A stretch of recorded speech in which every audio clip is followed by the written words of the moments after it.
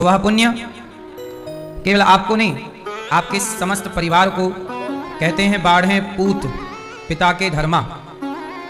माँ बाप के पुण्य से पुत्र में वृद्धि होती है। बेटा बेटी माँ बाप के पुण्य से खुशहाल होते हैं। आप जितने पुण्यात्मा होंगे आपकी संतान उतनी सुखी होगी। यदि आप बिगड़ गए, भटक गए, पाप करने लग गए तो वह पाप आपको तो परेशान करेगा, आपकी संतान को भी परेशान करता है। पर आप पुण्य करते हैं तो वह आपको सुख देता है और आपकी पीढ़ी को सुख देता है। तो आपका बहुत बहुत स्वागत। संग में श्री रामकृष्ण राज जी, मौसी आपकी सविता मरकाम जी, भाई दीप मरकाम जी, कोरबा छत्तीसगढ़ से आप आए हैं। आपने अपनी माँ को भागवत सुनवाई, आपने भी अपनी 21 पीढ़ी को तार लिया, बेटी होने का कर्तव्य पूरा किया। सुल्तानपुर से जायसवाल परिवार और सविता जी कोरबा से छत्तीसगढ़ से। आप सब पोथी पाठ के यजमान भी। 7 दिन आपने भागवत जी सुनी, पोथी पाठ हुआ। आपके पितरों के लिए, घर की सुख शांति के लिए भागवत जी के पोथी पाठ आपने कराए।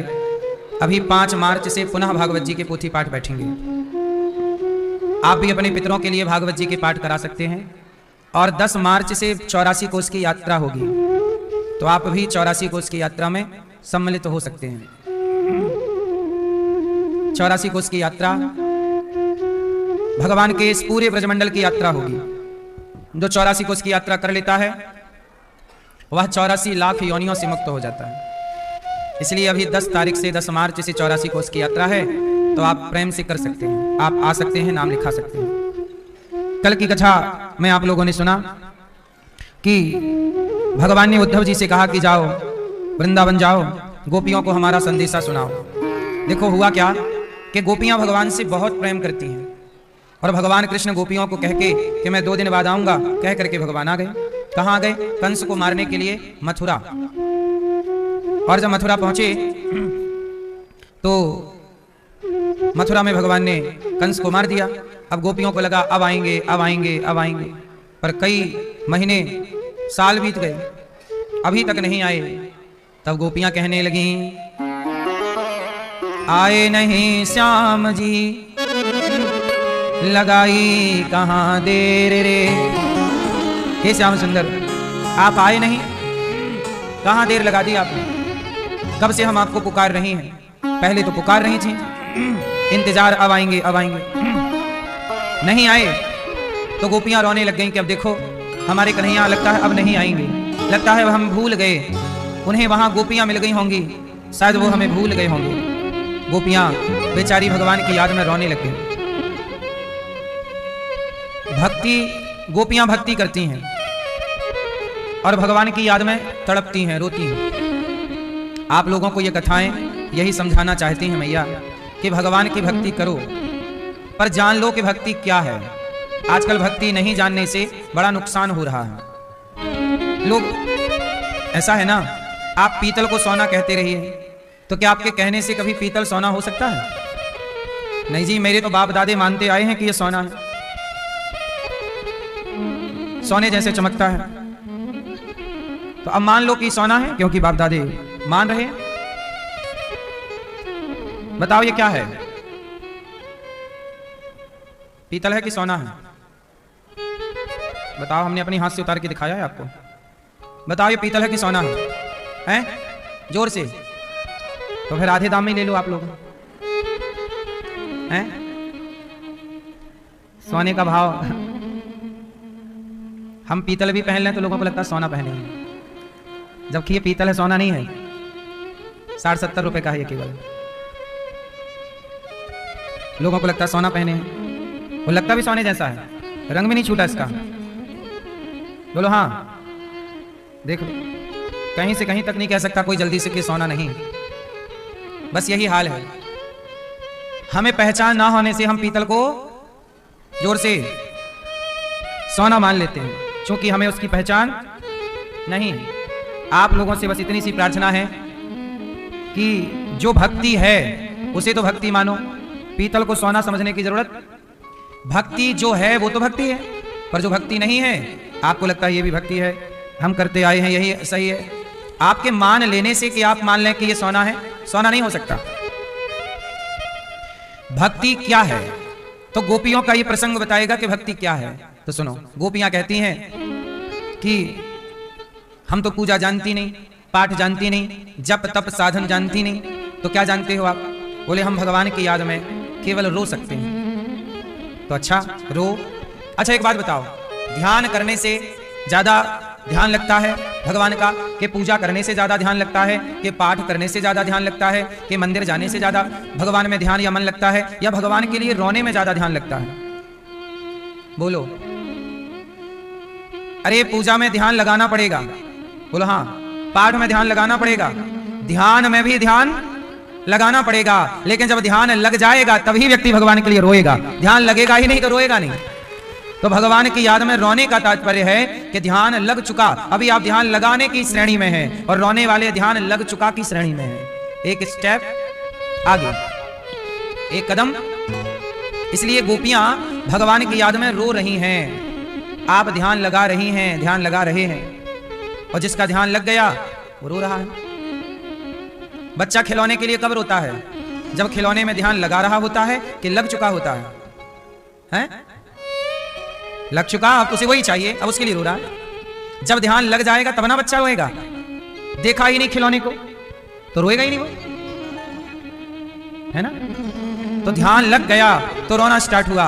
ऐसे ही जो भक्त भगवान की याद में रो रहा हो, समझ लो कि यही है जो ध्यान लग चुका है इसका। अभी आप रो नहीं रहे हैं, मतलब अभी ध्यान लगा नहीं। भरत जी रो रहे हैं, राम जी वनवास चले गए, अपनी मां को डांट रहे हैं, वनवास क्यों भेज दिया, वो तो मेरे प्राण है, मैं मर जाऊंगा। चले लेवाने के लिए, राम जी से बोले कि प्रभु हम आपके बदले जंगल रहेंगे 14 साल, आप चलो। राम जी बोले नहीं, चलो नहीं।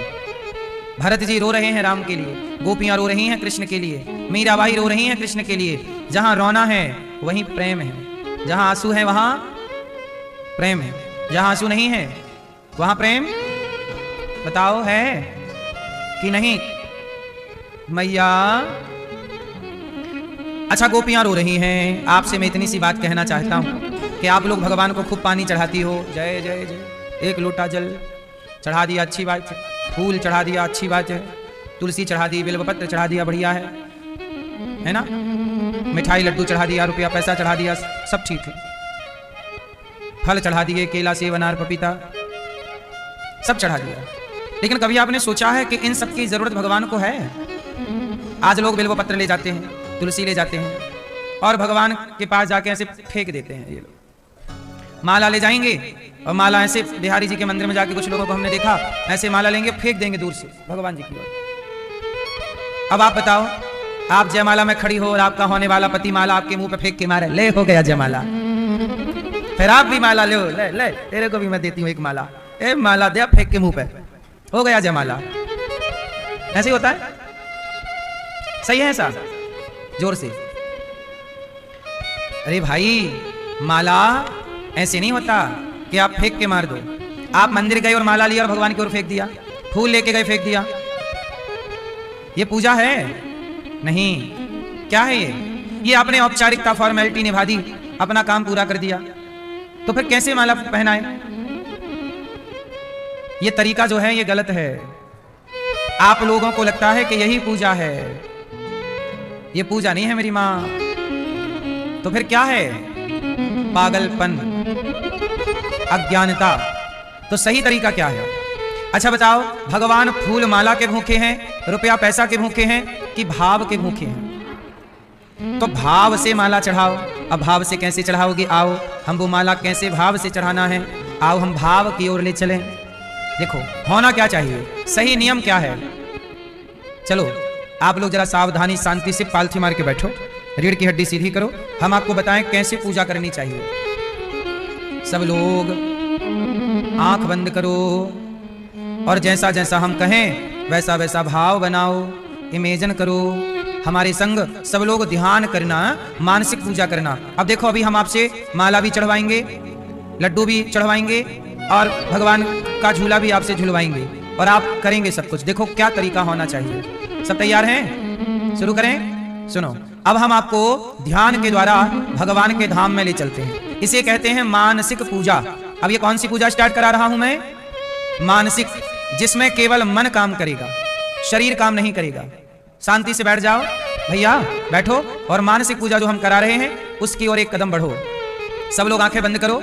आंखें बंद करके अब हमारे संग चलो सब लोग यमुना जी, सब लोग ऐसा भाव बनाओ कि हम यमुना जी स्नान कर रहे हैं। सब लोग इमेजिन करो कि हम यमुना जी नहा रहे हैं, स्नान यमुना जी का करके अब हम शुद्ध सुंदर कपड़े पहनकर अब हम बिहारी जी के दर्शन करने के लिए जा रहे हैं। सब लोग चलो, भाव सब लोग बनाओ कि हम यमुना जी स्नान करके कपड़े पहनकर सुंदर अब हम बिहारी जी की ओर चल रहे हैं।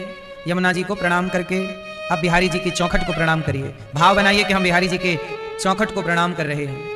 अब अंदर घुसिए, प्रवेश करिए मंदिर में। भाव बनाइए कि जैसे ही हम मंदिर में गए बिहारी जी का पर्दा बंद था, अब आपने खुलने का इंतजार किया। जैसे ही पर्दा खुला ये खुल गया। जैसे ही खुला सामने बिहारी जी विराजे हैं, उनके माथे पर मुकुट है, मोर का पंख लगा हुआ है। भगवान की आंखें बहुत सुंदर कजरारी सी हैं, उनके गाल बहुत सुंदर हैं। भगवान के होंठों का दर्शन कीजिए, मुस्कान है, मानो आपको देखकर भगवान मुस्कुरा रहे हैं। ऐसा भाव बनाइए कि भगवान आपको देख करके मुस्कुरा रहे हैं, मानो आपके आने से प्रसन्न हो रहे हैं। अब जरा उनके कानों के कुंडल का दर्शन कीजिए, उनके गले में पड़ी वैजंती की माला, गले में पड़ा हार का दर्शन कीजिए। अब भगवान के हृदय का दर्शन कीजिए। भगवान के टेढ़े से हाथ, जो हाथ बांसुरी लिए खड़े हैं, उन प्यारे प्यारे छोटे छोटे भगवान के हाथों का दर्शन कीजिए। भगवान की कमर में बंधी करधनी का दर्शन कीजिए। अब भगवान के चरणों की ओर नजर ले जाइए। एक पांव के ऊपर दूसरा टेढ़ा सा पांव बिहारी जी ने रखा है, श्याम सुंदर ने रखा है। दर्शन कीजिए। भाव बनाइए कि आप भगवान को टुकुर टुकुर देख रहे हैं और बिहारी जी आपको भी टुकुर टुकुर देख रहे हैं। बगल में श्री राधा रानी है। भाव बनाइए कि बगल में श्री राधा रानी है और श्री राधा रानी की छवि भी, छटा भी बड़ी सुंदर है, उनके चरण बड़े सुंदर हैं।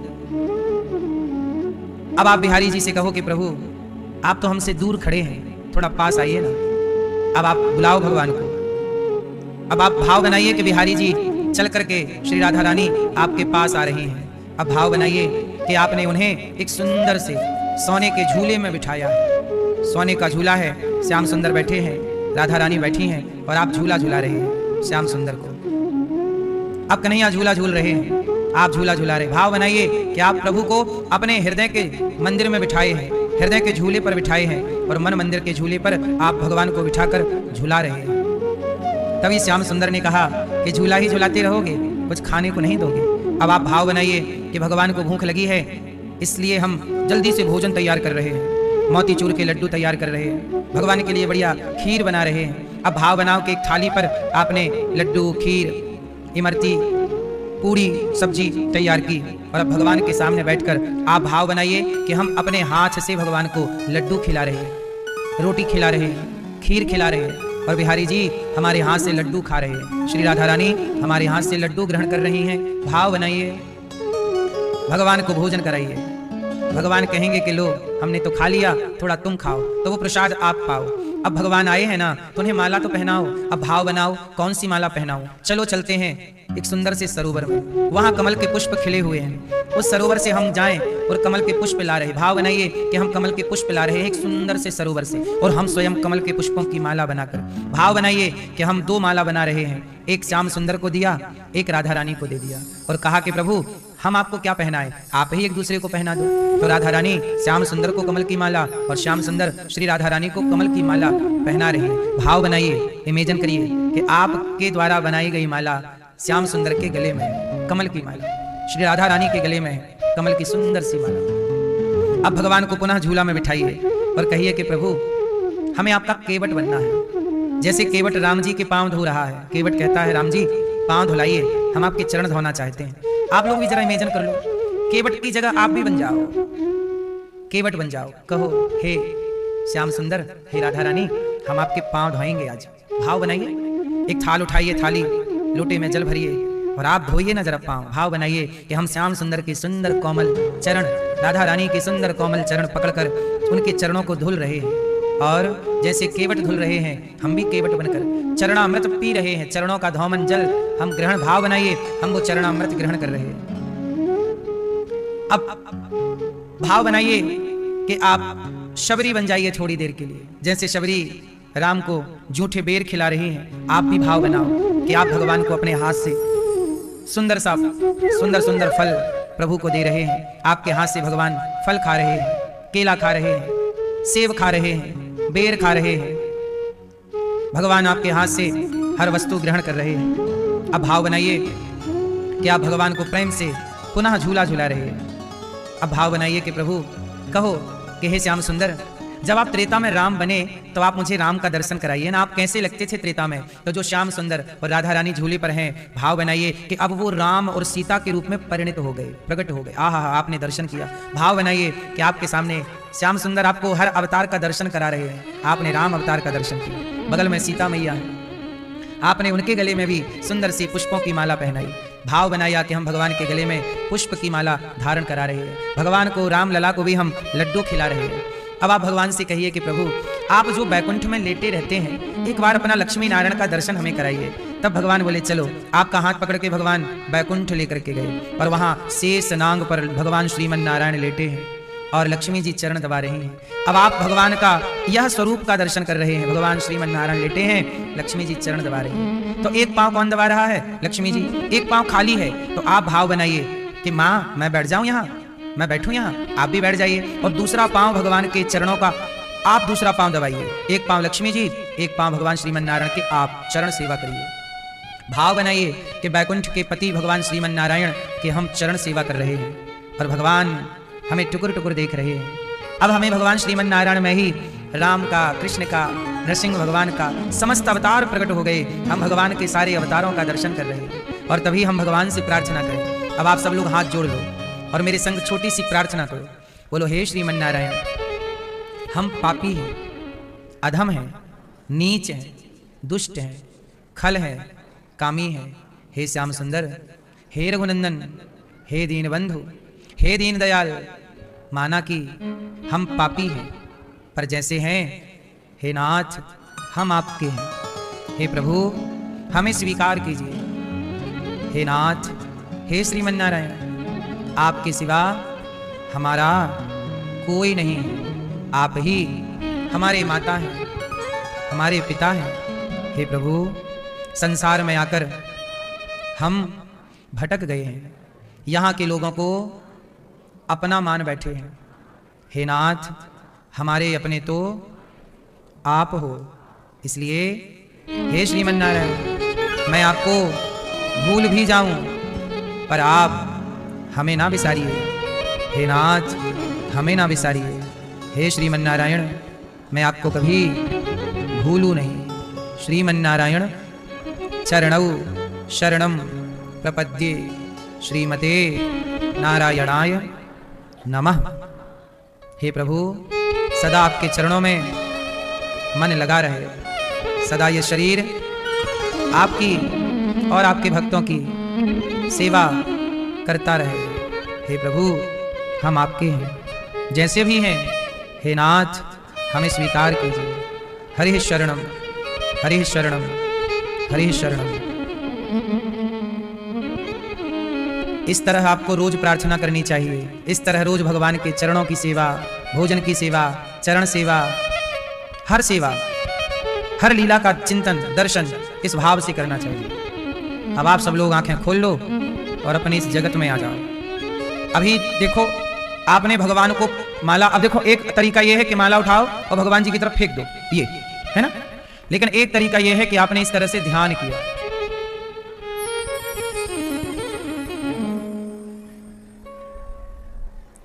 एक तरीका यह है कि आप फूल फेंक के मार दें भगवान को, और एक तरीका यह है कि ध्यान ऐसे करें कि भगवान, अभी आपने ध्यान किया तो बताओ भगवान का ध्यान किया तो माला पहनाए कि नहीं? बोलो हाँ। भोग लगाए कि नहीं? चरण दबाए कि नहीं? सच बताओ कितने लोग पहुंच गए सच्ची बैकुंठ? ऐसा लगा कि हम पांव दबा रहे हैं भगवान का। ध्यान लगा? इसी को कहते हैं पूजा। यही है भक्ति। आंख खोलकर जगत को देखते हो। हम कहते हैं जब आंखें बंद करो, हम कहते हैं आंखें भी बंद मत करो। यदि तुम्हारी स्थिति ऐसी हो जाए कि खुली आंख में भगवान का दर्शन होने लग जाए, हमारे यहां तो यही है ना, भगवान को देखना है बस, चाहे आंख बंद हो या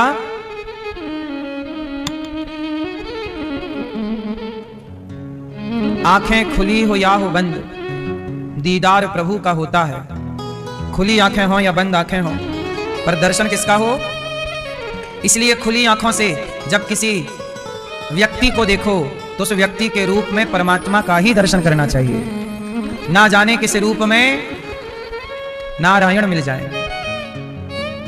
ये मानसिक पूजा, इसलिए आधा घंटा 10 मिनट ऐसे ध्यान किया करो। इसी ध्यान में, इसी प्रेम में आंसू बहने लग जाएंगे। और यही प्रेम भगवान से जोड़ता है।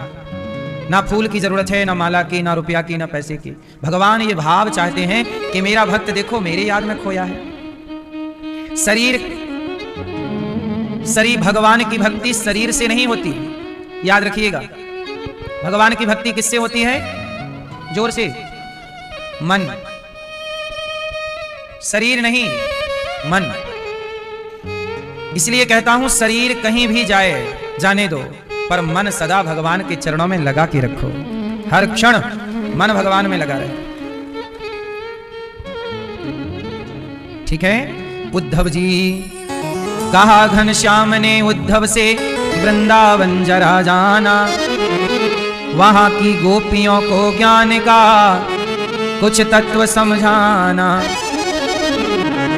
विरह की वेदना में वे सदा बेचैन रहती हैं, तड़प कर आह भरती हैं और रो रो कर ये कहती हैं।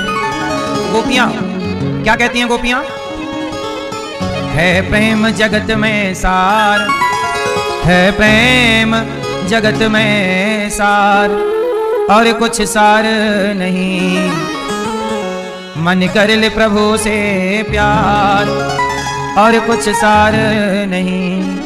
प्रेम भगवान को पाना है तो गोपियों की तरह प्रेम। भगवान ने उद्धव जी से कहा, जाओ उद्धव हमारी गोपियों को संदेशा दे दो। भगवान का मैसेज लेके उद्धव जी आए गोपियों को समझाने। मां यशोदा से मिले, रात बीत गई कृष्ण की चर्चा में। सवेरा हुआ, गोपियों से भेंट हुई। गोपियां भगवान से कह रही हैं, श्याम सुंदर क्या हमें भूल गए उद्धव जी? कन्हैया भूल गए? गोपियां पूछ रही हैं। उद्धव जी ने कहा, नाना आपको भुलाए नहीं, तो आए क्यों नहीं? अच्छा एक बात बताओ, गोपियां ज्यादा प्रेम करती हैं कि भगवान कृष्ण ज्यादा प्रेम करते हैं? किसका प्रेम ज्यादा है? जोर से, जोर से। अच्छा ये बताओ, भक्त ज्यादा प्रेम करता है भगवान से कि भगवान ज्यादा प्रेम करते हैं भक्त से? कौन है? भक्त ज्यादा प्रेम करता है भगवान से कि भगवान ज्यादा करते हैं? जोर से। मैया कौन ज्यादा प्रेम करता है, भक्त की भगवान? तो गोपियां ज्यादा प्रेम करती हैं कि भगवान? भगवान बहुत प्रेम करते हैं। अब आप सवाल करो कि यदि भगवान प्रेम करते तो गोपियों को छोड़ते क्यों? तो आप अपने बच्चे को स्कूल में छोड़ के आ जाती हो, तो क्या आप अपने बेटे से प्रेम नहीं करती हो? छोड़ देने से यह सिद्ध थोड़ी होता है कि प्रेम नहीं है। आप भी बच्चे को छोड़ती हो ना, पढ़ने के लिए, उसके भविष्य के लिए। ऐसे ही भगवान को लीला करनी थी, कंस को मारना था। जब कंस को मारना था, ये सब व्यवस्थाएं करनी थी, तो भगवान को जाना था, जाना पड़ा। समाज को बताना चाहते हैं कि मैं तुमसे दूर हूं तो भी तुम मेरी याद में रहो, काम करो पर मुझे भुलाओ ना। भगवान ये नहीं कहते कि तुम दिन रात मेरा नाम जपो, दिन रात तुम मेरे ही ध्यान पूजा में लगे रहो, नहीं। भगवान ये कहते हैं कि तुम अपना काम करो, जो तुम्हें काम दिया गया है, पर उस कार्य को करते हुए मुझे याद रखो। उदाहरण से समझो, भीम भैया का जरासंध से होता है युद्ध। क्या हुआ? युद्ध। भीम भैया का युद्ध हो गया जरासंध के साथ। अब जरासंध से लड़ाई चल रही है, 27 दिन बीत गए, कोई निर्णय नहीं हुआ। कौन जीता पता ही नहीं। कभी भीम भैया जीतते हैं, कभी जरासंध बलवान हो जाता है। एक दिन भीम भैया झोला पैक करने लगे। भगवान बोले कहां जा रहे हो? बोले जा रहे हैं, ये बहुत मारता है, आप तो तमाशा देखते हो। भगवान बोले कि भैया भीम, जब आप युद्ध करते हो तो मेरी ओर क्यों नहीं देखते? देखो जरा, जब आप युद्ध करते हो तो मेरी तरफ क्यों नहीं देखते? तो भीम भैया बोले आपकी तरफ देखेंगे तो क्या होगा? बोले आप जीत जाओगे। अच्छा तो कल का युद्ध अच्छा करो पर मेरी ओर देखना। 27 दिन तक लड़ते रहे, निर्णय नहीं हुआ, जीत नहीं मिली। 28वें दिन भीम भैया जरासंध से युद्ध करने लगे। और जब भीम भैया जरासंध से युद्ध किए तो भगवान की ओर देखा तो भगवान ने एक तिनका लिया और तिनके को बीच से फाड़कर एक भाग इस तरफ एक भाग इस तरफ फेंक दिया। भीम भैया ने भी जरासंध को बीच से फाड़ा और उसका बीच से फाड़कर एक अंग इस तरफ एक अंग इस तरफ फेंक दिया। जरासंध मर गया। अच्छा, फाड़े तो पहले भी थे भीम भैया जरासंध को बीच से, पर वो फिर जुड़ जाता था, वो बीच से जुड़ जाता था। अब ऐसे फेंक दिया, दाहिने अंग बाएं तरफ बाएं दाएं तरफ, और जब ऐसे किया तो मारा गया। सिद्ध क्या हुआ कि काम जगत का करिए पर ध्यान दृष्टि यदि भगवान की ओर देखते हुए जगत का काम जगन्नाथ को देखते हुए करोगे तो जगत में सफलताएं जरूर मिलेंगी। सफलताएं तब नहीं मिलती जब आप जगत में ऐसे फंसते हैं कि जगन्नाथ को ही भूल जाते हैं। इसलिए तो कहा काम करिए, काम छोड़िए मना। भगवान कृष्ण अर्जुन को क्या कह रहे हैं? तू महाभारत लड़। अर्जुन तो बोल रहे हैं मैं नहीं लड़ूंगा, भगवान बोल रहे हैं लड़। भगवान खुद कह रहे हैं कर्मण्येवाधिकारस्ते मा फलेषु कदाचन। तू कर्म कर, बिना कर्म के तेरा थोड़ा कल्याण होना। कर्म कर, लेकिन कार्य करते हुए कर्म करते हुए मुझे देखता रह, मेरी ओर दृष्टि हो। बोलो हाँ। जैसे सूपनखा आई राम के आगे, तो जब राम जी सूपनखा से बात कर रहे थे तो बताओ राम जी किसकी ओर देख रहे थे? क्यों मैया, किसकी ओर? आप बताओ, राम जी किसकी तरफ देख रहे थे? हैं? लक्ष्मण जी की तरफ। मैया, राम जी किसकी तरफ देख रहे थे? किसकी तरफ? मैया, किसकी तरफ देख रहे थे राम जी? हाँ, जब राम जी के सामने सुंदर नारी आई, सूपनखा सुंदर बन के आई ना, तो जब सुंदर नारी आई तो राम जी ने सुंदर नारी को नहीं देखा, खड़ी सामने है, और राम जी किसकी तरफ देख रहे हैं? हाँ, गृहस्थ आदमी को अपनी पत्नी की तरफ देखना चाहिए। कहां किसकी ओर देखना चाहिए? पत्नी की ओर। पत्नी के अतिरिक्त किसी और नहीं देखना चाहिए, और दोनों पति पत्नी भगवान की ओर देखते रहे। पत्नी के सिवा किसी और को नहीं, और भगवान के सिवा, गृहस्थ की बात करूं तो पत्नी के सिवा किसी की और नहीं, और जीवन भर की बात करूं तो भगवान के सिवा किसी और को नहीं। गृहस्थ की बात करूं तो पति के सिवा किसी और को नहीं। सीता मैया रावण के यहां गई तो रावण की ओर नहीं देखा। कल हमने आपको कथा सुनाई कि रावण की ओर सीता मैया नहीं देखी, किसकी ओर देखती रही? एक तिनका उठा लिया और तिनके की ओर देखकर रावण से बात की। तृणधर्योट कहत वैदेही। तो सीता जी यही सिखाती है कि पति के अलावा किसी और ना देखो, और राम ये सिखाते हैं कि पत्नी के अलावा किसी और ना देखो, और अपने इसी गृहस्थ में मस्त रहो, और समय बचे तो देखना ही है तो भगवान की ओर देखते रहो, बस। सही है। अब तीसरा और सुनो, हनुमान जी किसकी ओर देखते हैं? किसकी तरफ? नहीं, राम जी की ओर तो देखते ही हैं, ठीक है। जब हनुमान जी लंका गए तो रास्ते में एक मैनाक पर्वत आ गया। मैनाक पर्वत बोला कि हनुमान जी आप थोड़ा विश्राम कर लो, थक गए होंगे, थोड़ा रेस्ट कर लो, विश्राम। हनुमान जी बोले कि नहीं, राम काज कीन्हे बिनु मोहि कहा। राम जी ने मुझे काम दिया है सीता जी की खोज। किसकी खोज?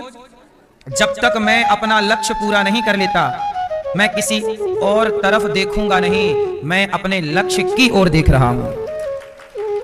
जो व्यक्ति अपने लक्ष्य की ओर देखेगा, या तो लक्ष्य की ओर दृष्टि रखो, या भगवान की ओर, और लक्ष्य की ओर भी, पत्नी की ओर भी, पति की ओर भी, और सबकी ओर के ऊपर भगवान की ओर। क्यों? अर्जुन से कहा गुरु द्रोणाचार्य ने, अर्जुन वो चिड़िया बैठी है पेड़ पर? हाँ बैठी है। उसकी आंख में निशाना लगाना है। सबसे पहले कौन लगाएगा? धर्म। दुर्योधन बोला मैं लगाऊंगा। दुर्योधन ने उठाया धनुष, रखा बाण। गुरुजी ने बोला क्या दिख रहा है? बोले गुरुजी हमें तो आकाश में भी कुछ कुछ दिख रहा है। क्या दिख रहा है? दुर्योधन को क्या दिख रहा है? निशाना चिड़िया की आंख में लगाना है, और दुर्योधन को दिख क्या रहा है? आकाश। गुरु द्रोणाचार्य जी बोले तू रख दे।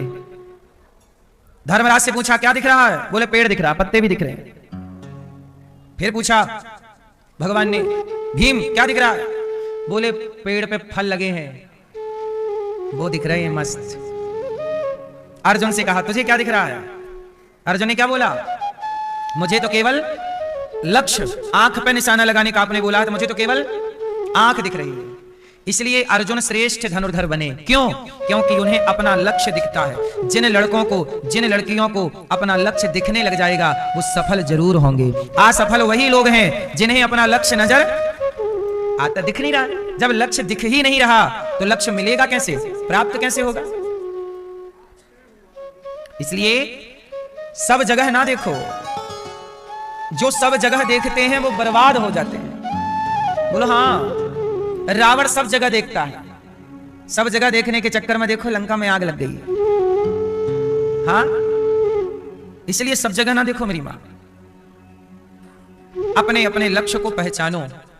संसार में देखने के लिए बहुत कुछ है, पर सच बताएं मेरी मां, अच्छा आप बताओ, आप आंखें आपकी ज्यादा खुली रहती हैं कि आंखें बंद रहती हैं? आप कितना भी संसार देख लो, लेकिन सुकून तो आंखें बंद करने में ही है। जब रात को आप बिस्तर पर जाते हो तो आंख खोल के सोते हो कि आंख बंद करके? बोलो। यदि आपकी आंखें बंद ना हो, आप टुकुर टुकुर देखते ही रहे दिन रात, तो आप बीमार पड़ जाएंगे। बोलो हाँ। नींद जरूरी है कि नहीं? बस कितना भी संसार में देखने को क्यों ना हो, लेकिन सुकून तो आंख बंद करने में ही है ना? इसलिए थोड़ा आंखें बंद करके जैसे सो लेते हो, नींद पूरी कर लेते हो, ऐसे ही संसार को बहुत देख लिया। अब आंखें बंद करके जरा उसे भी देखने का प्रयास करो जिसने ये संसार रचा है, बनाया है। तो भगवान यही कहते हैं कि आप काम करो। डॉक्टर हो तो इलाज करो, इंजीनियर हो तो काम करो, सब। मां हो तो बेटे को। स्त्री की भक्ति क्या है? मैया ये बताओ, आप स्त्रियों की भक्ति क्या है?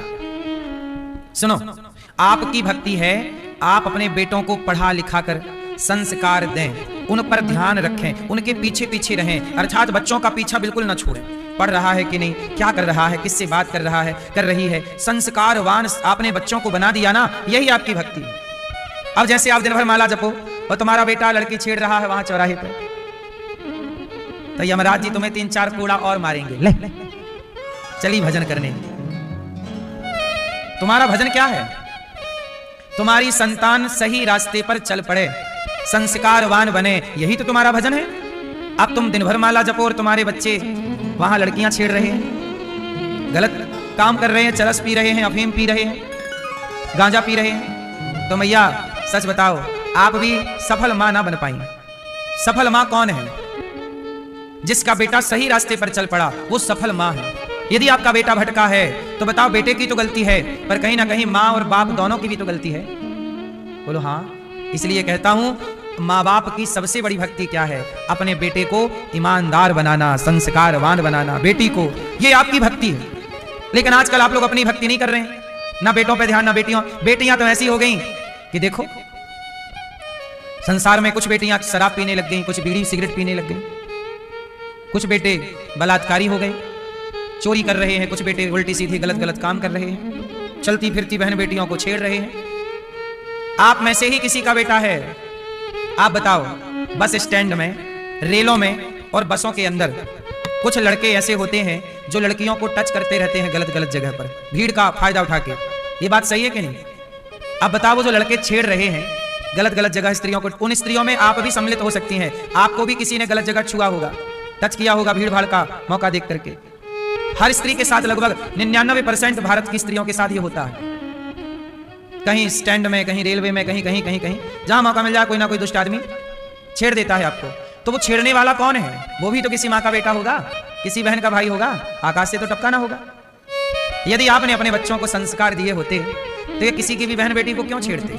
इसका मतलब आपकी भक्ति क्या है? ईमानदारी से अपने बेटों को नारी का सम्मान करने वाला, नर नर नर नारी का सम्मान करने वाला हो और नारी नर का सम्मान करने वाली हो। ये संस्कार यदि आपने दे दिए तो आप सफल माँ बाप हैं। बोलो हाँ।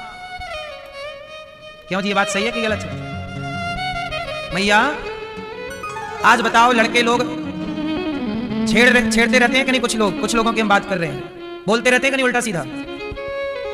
बसों में, रेलों में छेड़ाछाड़ी होती रहती है कि नहीं? ये बात सही है कि गलत है? कौन जिम्मेदार है? तुम्हारा माला जपना जरूरी नहीं है मेरी माँ, तुम्हारा बच्चों को संस्कार देना बहुत जरूरी है। भक्ति यही है। डॉक्टर के लिए माला जपने का विधान नहीं है। तू ईश्वर का धन्यवाद देता रहे, ईश्वर को याद कर, पर तू मरीज का ध्यान रख भाई। मरीज का ध्यान करता, मरीज का काम करता हुआ फिर नाम जपता रहे भीतर भीतर, भगवान का चिंतन। कर्म करना जरूरी है, पर कर्म धर्म से जुड़ा हुआ हो। कितने लोग मेरी बात से सहमत हैं कि माओ का काम पूजा पाठ से ज्यादा बच्चों को संस्कार देने का है। बाप का काम पिता का धर्म पैसा कमाने से ज्यादा, बिजनेस व्यापार करने से ज्यादा, सोना चांदी में मन लगाने से ज्यादा पुरुष का काम है कि अपने बच्चों को टाइम दे और बच्चों को संस्कारवान बनाए। आपका बेटा योग्य हो गया ना तो आपका लोक परलोक दोनों सवर जाएगा। कहते ना, कहावत सुनो कि पूत कपूत तो क्यों धन संचय, पूत कपूत तो क्यों धन संचय, और पूत सपूत तो क्यों धन संचय। बेटा नालायक होगा तो भी कमाने की जरूरत नहीं है, और लायक है तो भी कमाने की जरूरत। बोलो आपकी। अच्छा बताओ, सुमित्रा मां का नाम सुना है? कैकेयी मां, कौशल्या मां और माता सुमित्रा। सुमित्रा मैया की भक्ति क्या है? लक्ष्मण जी बोल रहे हैं कि मां मैं वनवास चला जाऊं, भैया को वनवास हो गया है। तो माता सुमित्रा ने कहा कि लक्ष्मण तू मेरे से क्यों पूछता है? क्यों मां, आप तो मेरी मां हो ना। सुमित्रा मां ने कहा ना लक्ष्मण, मैं तेरी मां नहीं हूं। कौन है मां? तात तुम्हार मां तो वैदेही, आज से तुम्हारी मां सीता और तुम्हारे पिता राम। सुमित्रा मैया कैसी पूजा करती होंगी भगवान की, ये किसी को नहीं पता, पर सुमित्रा मां ने ऐसा लक्ष्मण पैदा किया है, ऐसा पुत्र बनाया है। जो राम सोते हैं तो सेवक है, लक्ष्मण जागते रहते हैं। सेवक क्या बना दिया? सेवक। सबसे सेवक धर्म कठोरा। इसलिए उद्धव जी जैसे ज्ञानी समाज को, गोपियां समाज को यही मैसेज देना चाहती हैं कि भगवान से प्रेम करो, अपना कार्य ईमानदारी से करो, अपना काम ईमानदारी से करो, काम ना भूलो, जो कार्य है उसे करना है। बात समझ में आई? जो कार्य ईश्वर ने दिया है वही आपकी क्या है? भक्ति, वही पूजा है। तो आज से कितनी माँ और कितने पिता मुझे वचन देंगे कि अपने बच्चों को आप योग्य बनाएंगे। आप अपनी बेटियों को योग्य बनाने लग जाएंगी ना तो तलाक नहीं होगा, बेटों को योग्य बनाने लग जाएंगे तो तलाक नहीं होगा, समाज खुशहाल होगा। भगवान का दर्शन उद्धव जी ने गोपियों के हृदय में किया और भगवान ने अपना दर्शन दे करके उद्धव जी का अज्ञान मिटाया। उद्धव जी हैं ज्ञानी और गोपियां हैं प्रेमी। प्रेम और ज्ञान, प्रेम और ज्ञान में बड़ा अंतर है। आज हम सबका परम सौभाग्य पूज्य महाराज जी, आचार्य चरण परम पूज्य स्वामी जी महाराज, हमारे बड़े भैया गुरु तुल्य आचार्य चरण परम पूज्य स्वामी जी श्री देवकी नंदन ठाकुर जी महाराज जी का चरण, आज चरण दर्शन करने का हम सबको परम सौभाग्य प्राप्त हुआ। तालियां बजा के पूज्य गुरु जी का स्वागत, वंदन, अभिनंदन करें।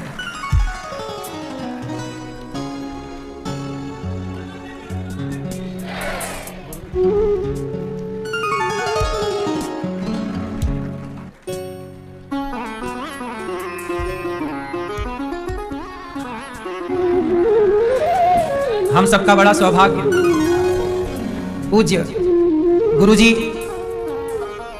जिनकी बचपन में ये दास अनिरुद्ध भी कथा सुना करता था, आज भी सुनता है।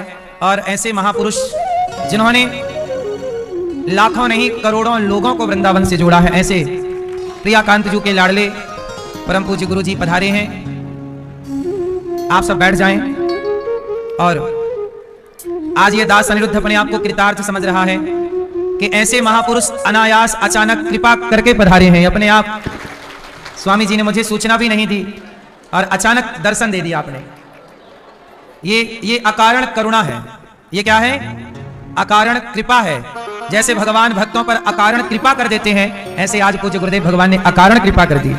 अकारण करुणा वरुणालय भगवान को कहा जाता है। गुरुदेव भी ऐसे ही हमारे बड़े भैया हैं, गुरु जी हैं, सब कुछ आप ही हैं, ये समझ लीजिए। जब हम वृंदावन पढ़ने आए उसके पहले जब हम गांव में गैया चराते थे, तब पूज्य गुरु जी की कथाएं टीवी पर आती थीं और हम गैया चरा के जब लौटते थे तो पूज्य गुरु जी की कथा टीवी पर सुना करते थे। तब से हम कथाएं सुन रहे हैं और इन्हीं के बताए रास्तों पर चल रहे हैं। ऐसे महापुरुषों ने कथाओं में ही कहा है, सेवा करो, बड़े बुजुर्गों की सेवा करो। आयुर्विद्या यशो बलम, आयु विद्या यश बल बढ़ता है कब? जब नित्य हम वृद्धों की सेवा करते हैं, नित्यम वृद्धोपसेविना। तो ऐसे आचार्य चरणों के आज्ञा का पालन ये दास अनिरुद्ध ने किया और ऐसे महापुरुषों के आशीर्वाद से ही गौरी गोपाल भगवान की सेवा करने का अवसर प्राप्त हुआ। मेरा परम सौभाग्य पूज्य गुरु जी आपके श्री चरणों में दास का बारंबार प्रणाम नमन स्वीकार कीजिए।